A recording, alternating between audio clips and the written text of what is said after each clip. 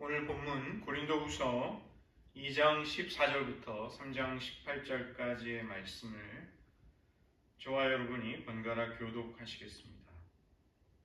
항상 우리를 그리스도 안에서 이기게 하시고 우리로 말미암아 각처에서 그리스도를 아는 냄새를 나타내시는 하나님께 감사하노라.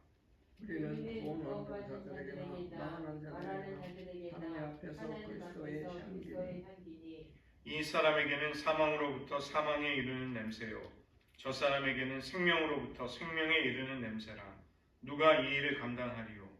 우리는 수도한 사람과 같이 하나님의 말씀을 범접하게 하지 아니하고 순전함으로 하나님께 받은 것 같이 하나님 앞에서와 그리스도 안에서 말하노라.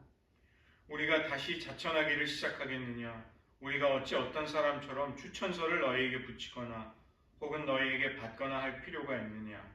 너희가 우리의 편지라 우리 마음에 썼고 몇 사람이 알고 읽는 바라. 너희는 우리로 말미암아 나타난 그리스도의 편지니 이는 먹으로 쓴 것이 아니요 오직 살아계신 하나님의 영으로 쓴 것이며 또 돌판에 쓴 것이 아니요 오직 육의 마음판에 쓴 것이라. 우리가 그리스도로 말미암아 하나님을 향하여 이 같은 확신이 있으니 우리가 무슨 일이든지 우리에게서 난 것 같이 스스로 만족할 것이 아니니 우리의 만족은 오직 하나님으로부터 나느니라. 저가 또 우리로 새 언약의 일꾼 되기에 만족하셨으니 의문으로 하지 아니하고 오직 영으로 함이니 의문은 죽이는 것이요 영은 살리는 것이니라. 돌에 써서 새긴 죽게 하는 율법 조문의 직분도 영광이 있어 이스라엘 자손들은 모세의 얼굴에 없어질 영광 때문에도 그 얼굴을 주목하지 못하였거든. 하물며 영의 직분이 더욱 영광이 있지 아니하겠느냐. 정죄의 직분도 영광이 있은즉 의의 직분은 영광이 더욱 넘치리라. 영광되었던 것이 더 큰 영광을 인하여 이에 영광될 것이 없으나 없어질 것도 영광으로 말미암았은즉 길이 있을 것은 더욱 영광 가운데 있느니라. 우리가 이 같은 소망이 있으므로 담대히 말하노니 우리는 모세가 이스라엘 자손들에게 장차 없어질 것의 결국을 주목하지 못하게 하려고 수건을 그 얼굴에 쓴 것 같이 아니하노라. 그러나 저희 마음이 완고하여 오늘까지라도 구약을 읽을 때 그 수건이 오히려 벗어지지 아니하고 있으니 그 수건은 그리스도 안에서 없어질 것이라. 오늘까지 모세의 글을 읽을 때에 수건이 그 마음을 덮었도다. 그러나 언제든지 주께로 돌아가면 그 수건이 벗어지리라. 주는 영이시니 주의 영이 계신 곳에는 자유가 있느니라. 우리가 다 수건을 벗은 얼굴로 거울을 보는 것 같이 주의 영광을 보매 그와 같은 형상으로 변화하여 영광에서 영광에 이르니 곧 주의 영으로 말미암음이니라. 아멘. 기도하시겠습니다.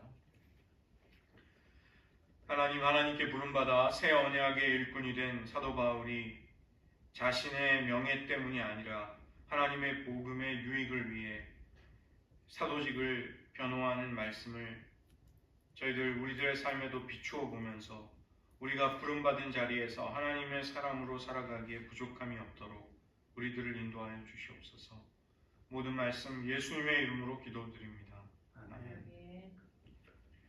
저희들 고린도 후서를 살펴보고 있습니다. 고린도 후서는 이 고린도 교회라는 특별한 지역 교회가 처하고 있는 어려움에 대해서 사도 바울이 이제 목회자적인 실질적인 조언과 또 해결책을 이야기해주고 있는 서신, 이 편지라는 아주 특별하고 친밀한 개인적인 관계 속에서 서로가 서로를 아는 가운데 보내진 그런 문학 형식을 사용하고 있는 것이죠.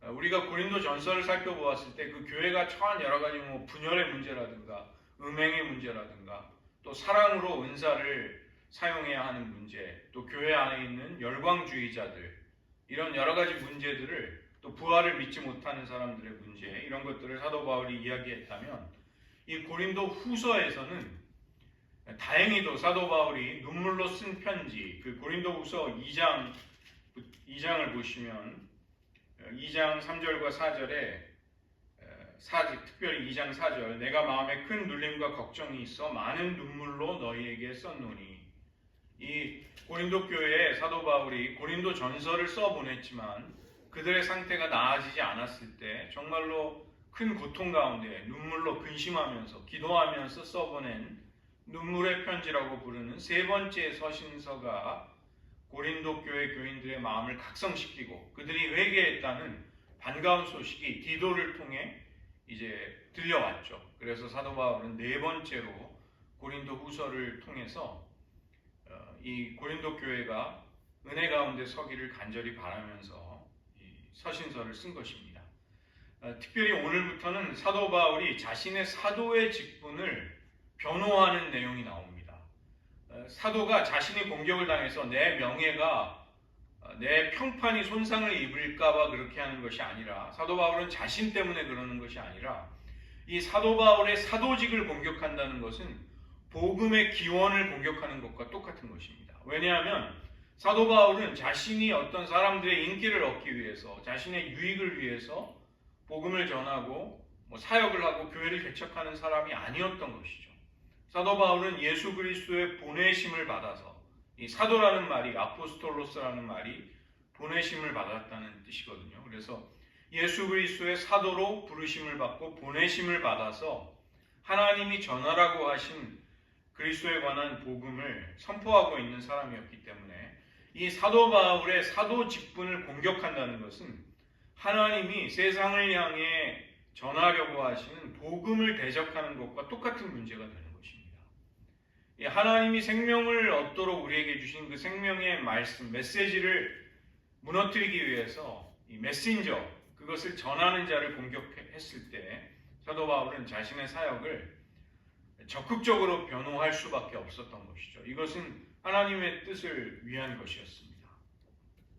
그래서 첫 번째 단락으로 먼저 2장 14절과 17절을 보시면 사도 바울은 내가 순전한 마음으로 말씀을 증거했노라 이렇게 자신의 사역을 변호하기 시작하는 것입니다. 이것은 고린도 교회 안에 불순종하는 사람들이 있었습니다. 사도 바울의 사도직을 의심하고 공격하는 사람들이 있었고 또 교회를 어지럽히고 미혹하는 거짓 사도들, 거짓 교사들이 교회를 어렵게 하고 있었기 때문에 사도 바울은 자신의 사도직의 근거를 밝히고 있는 것입니다. 나의 사도직에 대한 의심은 너희가 전혀 할 바가 아니다. 근거가 없는 것이다. 이것을 먼저 주장하는 것이죠. 2장 14절을 보시면 항상 우리를 그리스도 안에서 이기게 하신다. 이렇게 번역이 되어 있잖아요. 이 표현을, 이 구절을 직역을 하면 우리를 개선 행렬에 참가시키신다. 이런 뜻입니다. 로마의 개선 장군이 예수님이 십자가의 죽음에서 부활하셔서 승리하셨죠. 그 예수님을 로마의 개선 장군이 승리의 행진 속에 사람들을, 자기의 군대와 포로들을 그 개선 행렬에 참여시키는 것처럼 사도 바울도 우리 복음 전하는 복음 전도자들과 사도들을 하나님께서 승리하신 그리스도께서 그 승리의 개선 행렬에 우리를 동참시키셨다 이렇게 말하고 있는 것입니다. 골로새서 2장 16절 제가 전에도 말씀을 드렸는데 어두움의 권세에 대한 십자가의 승리를 이야기할 때도 그리스도께서 십자가로 이 모든 어두움의 악의 권세를 정복하시고 그들을 구경거리로 만드셨느니라 그 구절이 나오죠. 그 구경거리라는 것은 개선 장군의 그 포로로 사로잡아서 모든 국민들 앞에서 로마 시민들 앞에 포로로 잡혀오는 것을 말하는 것입니다. 사도 바울은 가장 먼저 자신의 사도 직분의 기원, 내 사도직이 어디에서 비롯되었는가를 말하는 것이죠. 하나님은 예수님을 거절하고 교회를 핍박하던 분노에 가득 찬, 혈기로 가득 찼던 사울을 사로잡아서 하나님의 사랑의 포로가 되게 하신 것입니다.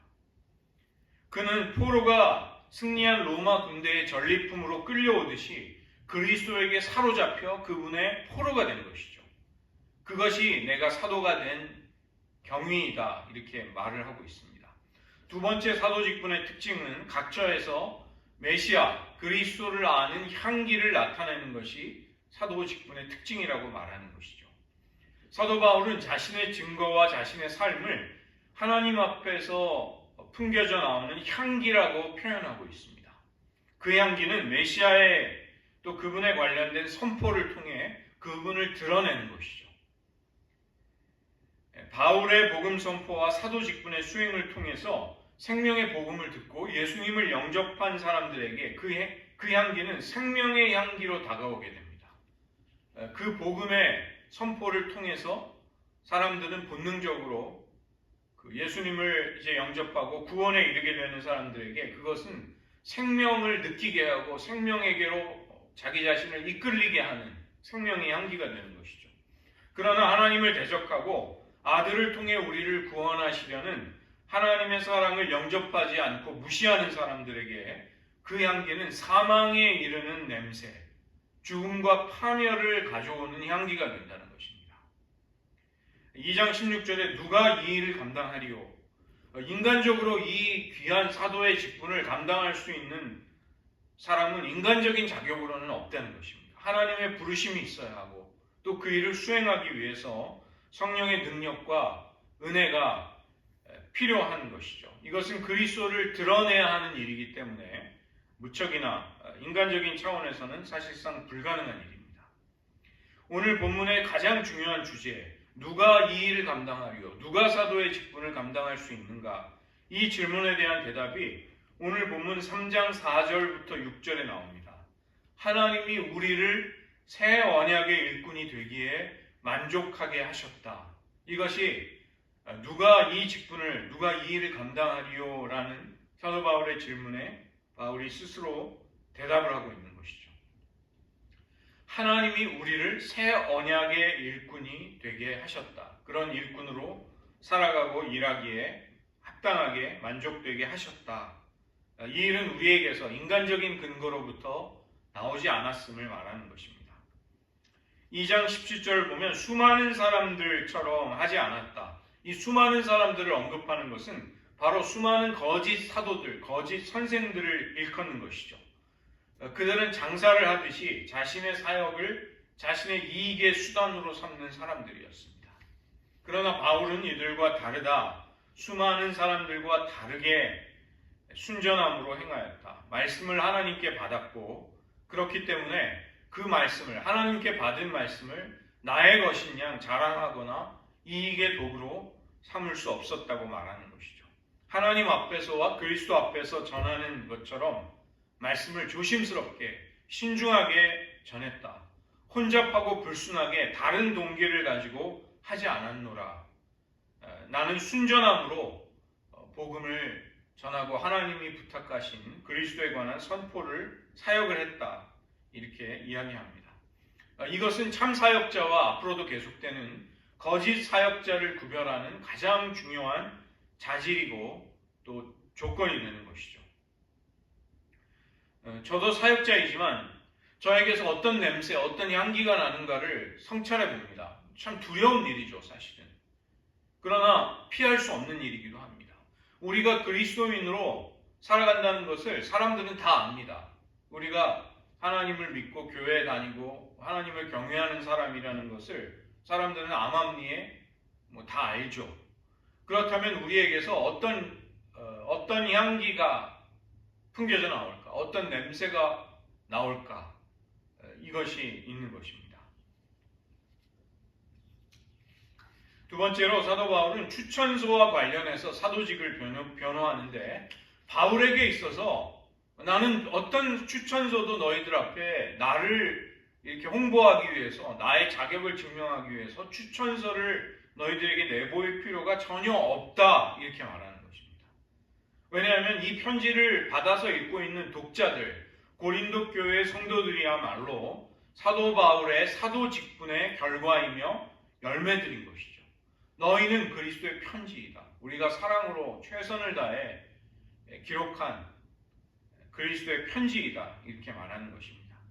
2장 17절에서 언급하는 이 수많은 사람들, 즉 교회를 미혹하게 하는 거짓 사도들과 거짓된 교사들은 자기가 이렇게 계속 떠돌아다니고 순회하는 교회들의 추천서를 가지고 다니는 사람들이었습니다.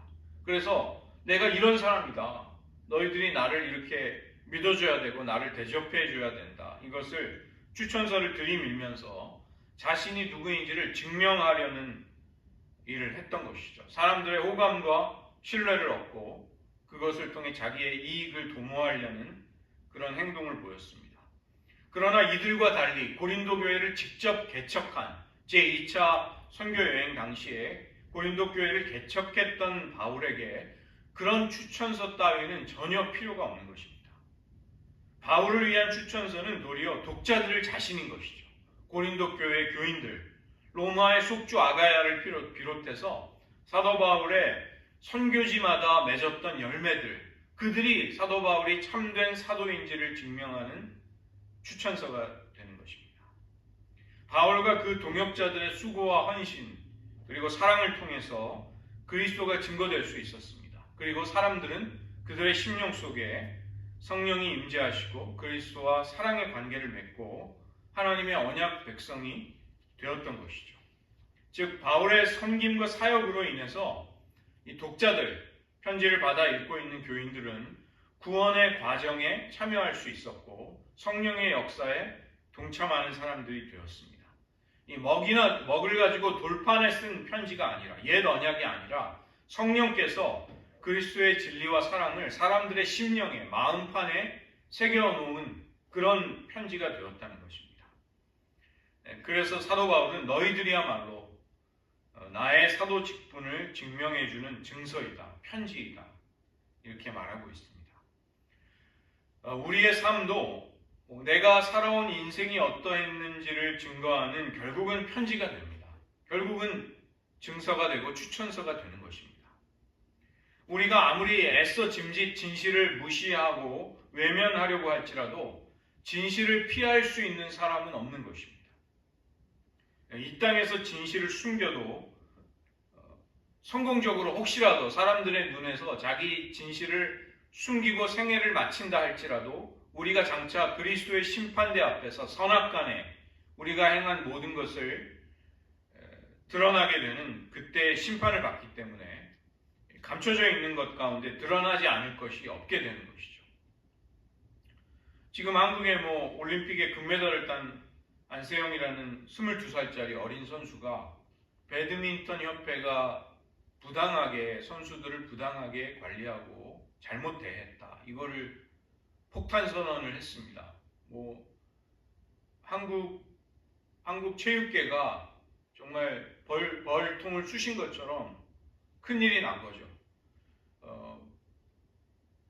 그 어린 선수가 경솔한 행동을 했다 이렇게 비난하는 사람도 있고, 또 어떤 사람들은 오죽했으면 그 어린 선수가 그 고통을 얼마나 참고 있다가 금메달을 딴 자기의 가장 영광스러운 순간에 고발하는 일을 할 만큼 얼마나 고통을 당했겠냐, 이렇게 보는 사람도 있고, 우리는 모두가 다 이제 국민들은 진실이 밝혀지고 한국 사회가 더 공의롭고 올바른 사회로 그렇게 성숙하기를 우리는 원하고 있는 것이죠. 세 번째로, 새 언약의 일꾼으로 그렇다면 사역할 수 있는 자격이 무엇인가? 사도 바울의 사도직의 기원은 인간이 아니라는 것입니다. 우리에게서 난 것이 아니다. 우리가 스스로 만족할 수 있는 그런 일이 아니다. 인간이 인정해주거나 어떤 협회에서 발행해준 증명서를 가지고 하는 일이 아니다. 바울은 하나님이 우리를 새 언약의 일꾼이 되기에 만족하게 하셨다. 그런 자격을 주신 분은 하나님이시다, 이렇게 말합니다. 무슨 일이든지 우리에게서 난 것처럼 만족할 수 없다. 인간에게서 비롯된 것이 인간에게 정당성과 자격을 주지 않는다는 것이죠. 하나님에게서 기원해야 하고 하나님에 의해 수여되어야 한다, 그렇게 말합니다. 또 하나 사도 바울의 사역의 가장 중요한 특징은 새 언약에 관련된 사역이라는 것입니다. 문자로 쓰인 조문, 이것이 옛 언약을 규정하는 통로이자 특징이었습니다.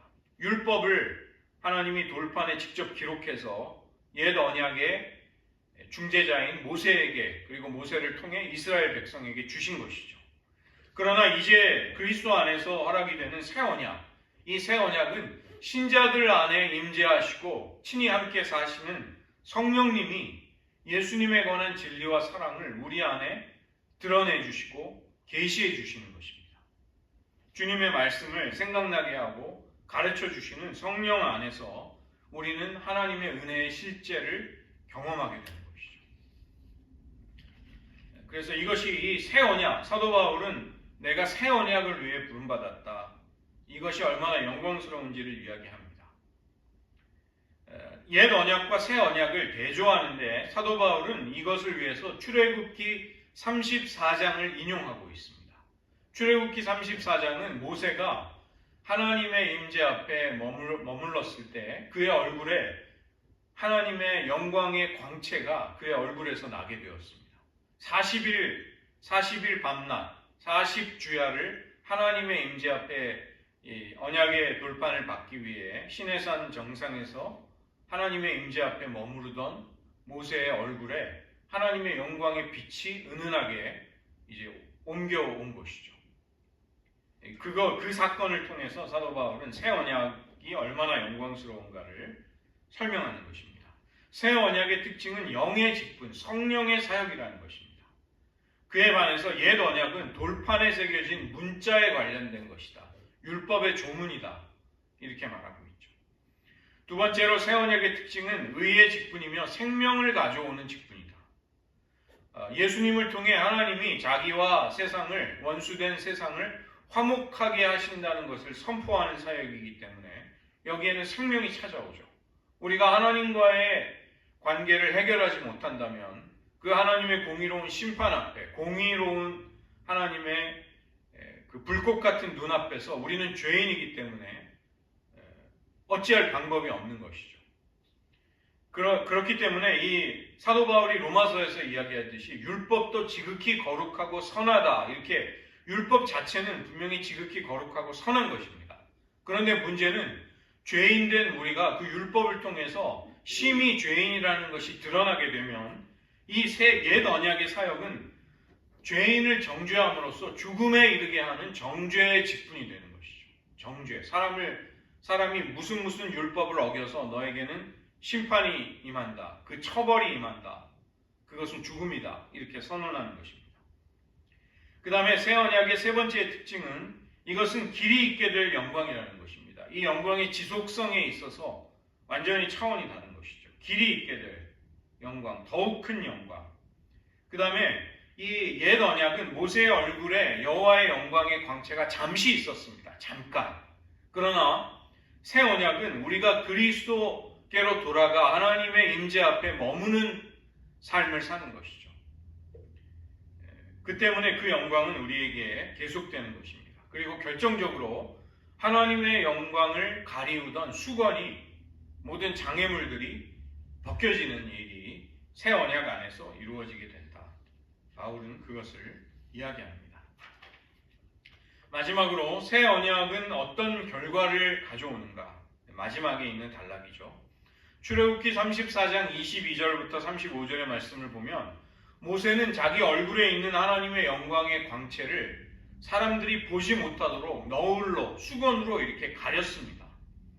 구약의 본문에 보면 사람들이 두려워했기 때문에 하나님의 영광이 모세 얼굴에서 나는 것을 볼 때 죄인으로서 두려움을 느꼈죠. 두려움 때문에 가렸다 이렇게 나와 있지만 사도 바울은 바로 그 사건을 그리스도를 통해 굉장히 놀랍도록 대담하게 해석을 하는 것입니다. 제가 이제 신약학을 석사를 공부하러 유학을 와서 이 본문을 가지고 이제 배웠는데 저뿐만이 아니라 모든 그 신학생들이 정말 큰 은혜를 받았습니다. 사도 바울이 그 구약에 있는 사건을 너무나 놀랍도록 그리스도를 통해 새롭게 해석을 했던 것입니다. 어차피 사라져서 없어질 영광, 영원히 잊지 못할 영광이기 때문에 사도 바울은 사람들이 그 불완전한 영광을 보지 못하도록 가린 것이다. 고린도 후서에서 사도 바울은 출애굽기 34장을 완전히 새롭게, 그러나 어떤 성경의 전체적인 그리스도를 통한 연속성을 가지고 해석을 하는 것이죠. 모세는 옛 언약의 중재자에 불과한 사람입니다. 하나님이 이스라엘 백성에게 주실 언약의 돌판을 중간에서 받아서 백성들에게 전달해 주는 역할을 했던 것뿐이죠. 그냥 하나님의 종이었습니다. 하나님의 일꾼, 그냥 종에 불과했습니다. 그러나 예수님은 하나님의 아들이시고 히브리서 1장 2절부터 3절을 보시면 그는 아들이시오 또 하나님의 영광의 광채이시며 그 본체의 형상이시라. 그 때문에 모세와 예수님을 비교한다는 것은 사실 비교선상에 두 분을 동시에 놓는다는 것 자체가 사실 말이 되지 않는 것입니다. 비교 자체가 불가능하다는 것이죠. 유대인을 포함한 모든 인류는 유대인이건 이방인이건 자기의 죄 때문에 하나님의 영광을 볼 수가 없습니다. 마치 모세가 얼굴에 너울을 쓴 것처럼 사람들의 마음에 하나님과 그분의 영광을 볼 수 없도록 만드는 가리개를 쓴 것과 같다는 것입니다. 오직 예수님 안에서만 이 수건이 이 가리개가 벗겨지게 되고 제거가 되는 것이죠. 이 장애물은 오직 성령 안에서만 치워질 수 있다는 것입니다. 우리는 이제 하나님을 알지 못하고 믿지 못하는 사람들이 왜 너무도 명백하게 하나님이 살아계시고 온 세상을 창조하시고 주관하시고 하나님의 아들을 우리에게 보내주시기까지 하셨는데 왜 그런 명백한 하나님의 증거들을, 하나님의 역사들을 왜 깨닫지 못하는가? 왜 보지 못하는가? 그들의 눈에는 가리워져 있다는 것입니다. 하나님의 영광의 빛을 그들의 마음은 그대로 흡수하거나 받아들일 수가 없는 상태라는 것이죠. 그들에게 수건이 가리워져 있다는 것입니다. 죄로 인한 심판에서 벗어나 하나님과 화목하게 된 새로운 미래, 하나님과 얼굴과 얼굴을 맞대고 사랑의 교제를 나눌 수 있는 영생의 길을 우리에게 열어줄 수 있는 것은 오직 이 새 언약밖에는 없다는 것이죠. 그래서 새 언약은 우리에게 영광스럽고 충만한 미래에 대한 소망과 그 확신을 주는 것입니다. 하나님이 그리스도 안에서 우리에게 행하신 그 모든 구원의 사건들을 통해 우리는 하나님과의 관계를 회복하고 그분의 언약 백성이 되어서 하나님의 생명을 누리고 하나님과의 사귐으로 들어가게 되는 것이죠. 우리는 천국에 가기 전에 천국이 약속되어 있지만 이미 이 땅에서 그 하나님의 생명을 누리고 있는 것입니다. 그 다음에 하나님이 영이시듯 주님도 영이십니다. 그래서 주의 영, 성령이 계신 곳에 자유가 임하는 것이죠.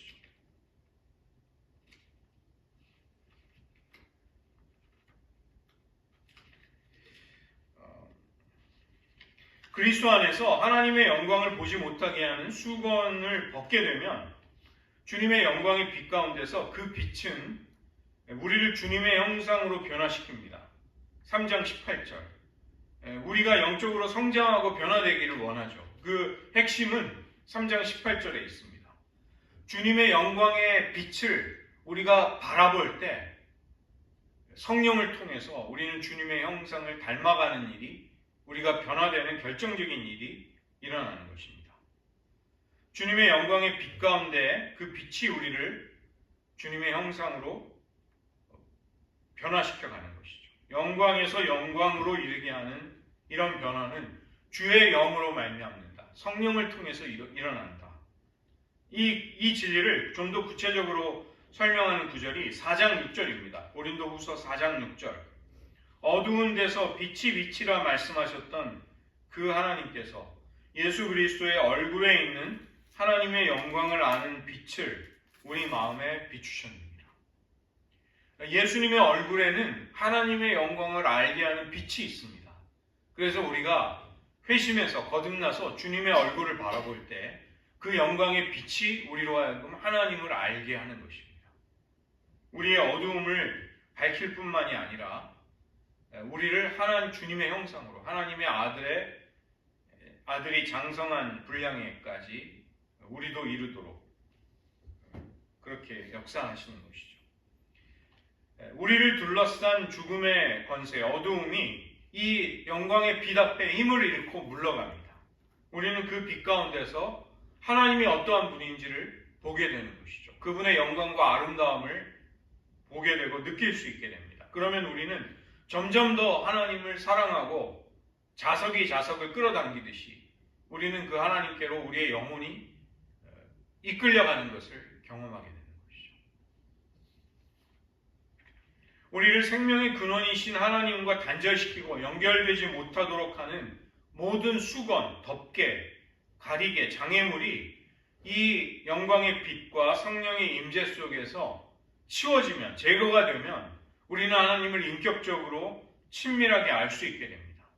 그냥 지식이 아닙니다. 그냥 지식이 아니라 하나님을 경험함으로써 그 하나님이 어떠한 분인지, 하나님의 성품과 사랑을 알게 되고 우리 안에서도 그 하나님을 향한 사랑이 점점 커지고 강렬해지고 또 순전해지는 것을 경험하는 것이죠. 이런 과정 속에서 성령님은 우리를 주님을 닮아가도록 인도하고 역사하십니다.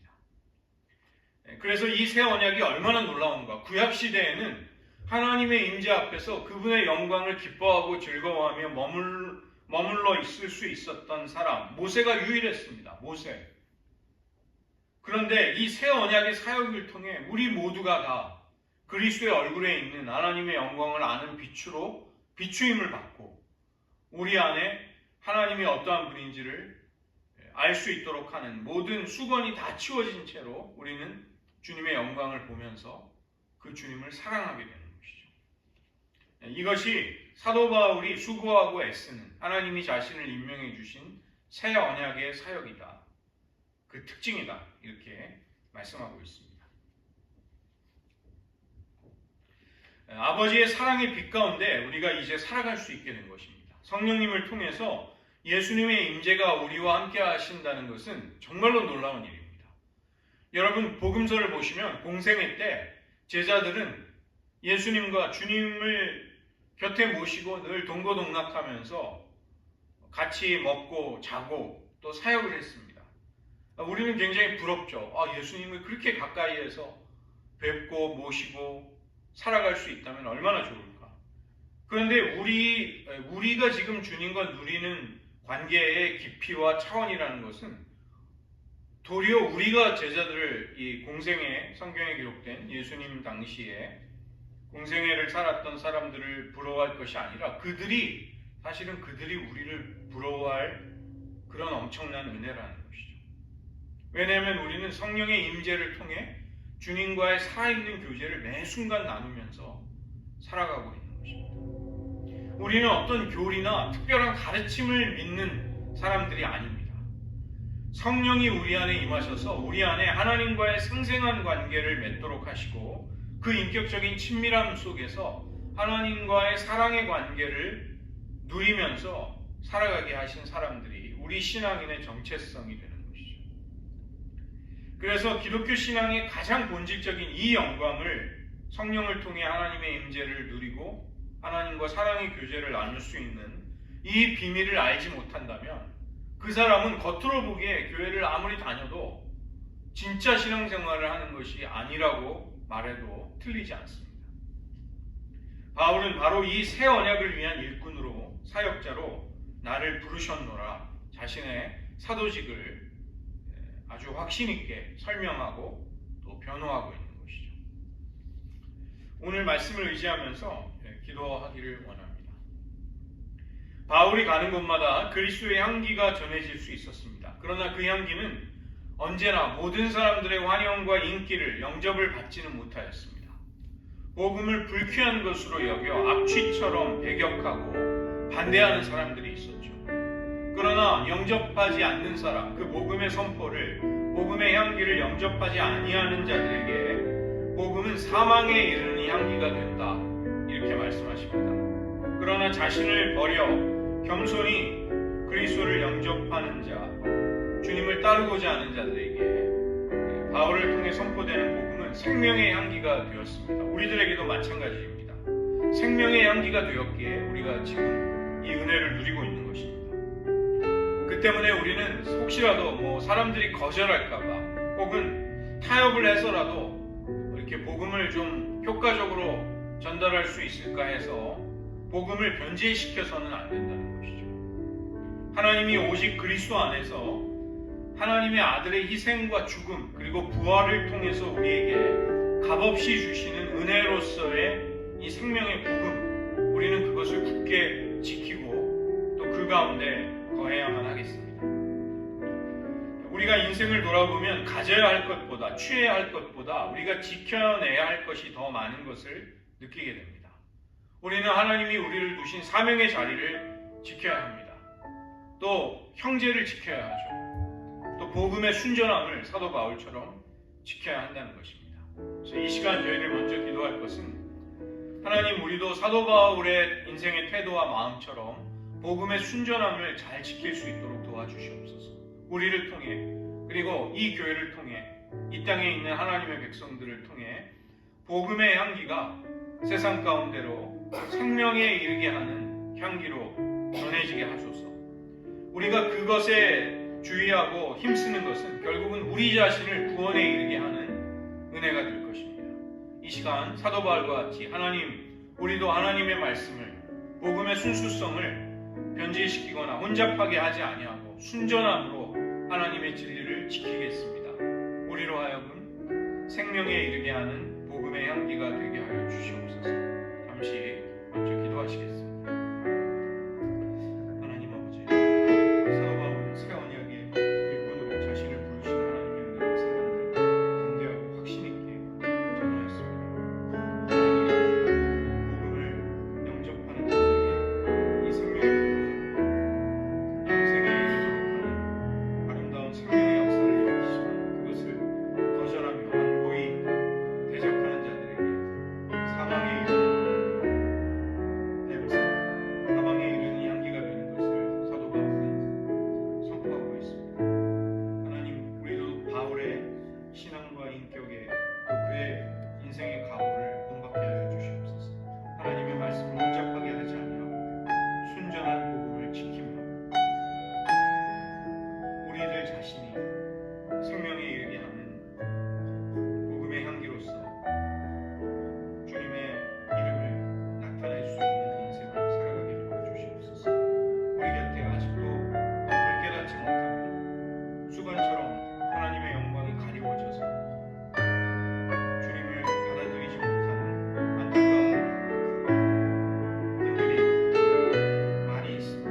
하나님, 그들을 위하여 저희가 더 기도하게 하시고 그들이 주님 앞으로 돌아오기까지 우리들이 믿음의 인내를 하며 끝까지 사랑하기를 멈추지 않고 기도하기를 쉬지 않도록 하나님 도와주시옵소서.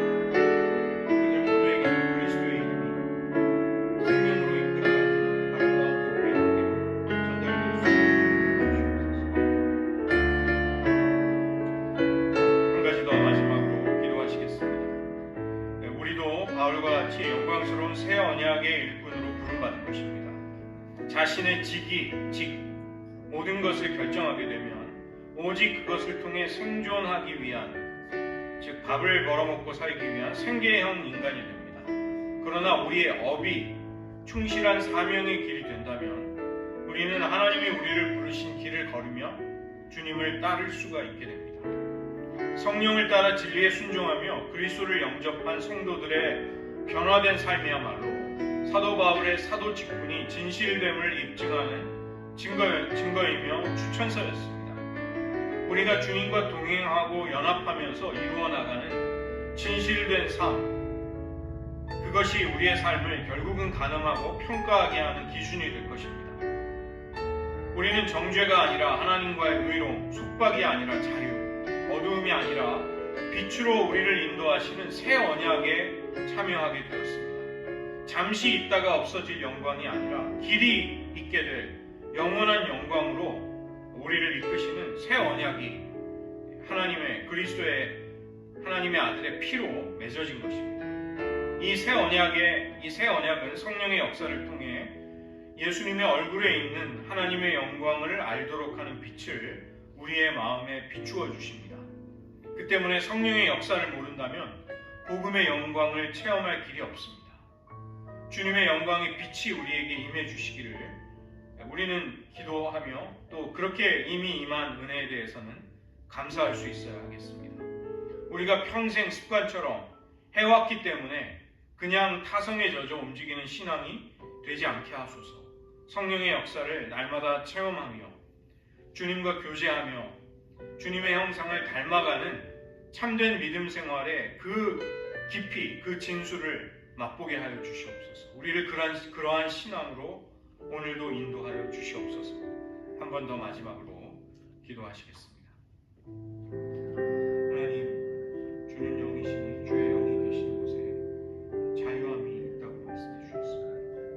하나님, 우리가 그리스도께로 돌아가면 하나님의 임재와 사랑 앞에 거할 때 하나님의 영광을 가로막는 우리 마음의 모든 수건들이 치워질 것을 말씀해 주셨습니다. 하나님, 우리가 어떤 장애도 없이 어떤 가림막도 없이 하나님의 영광의 그 광채와 아름다움을 찬란함을 볼 수 있게 해주시옵소서.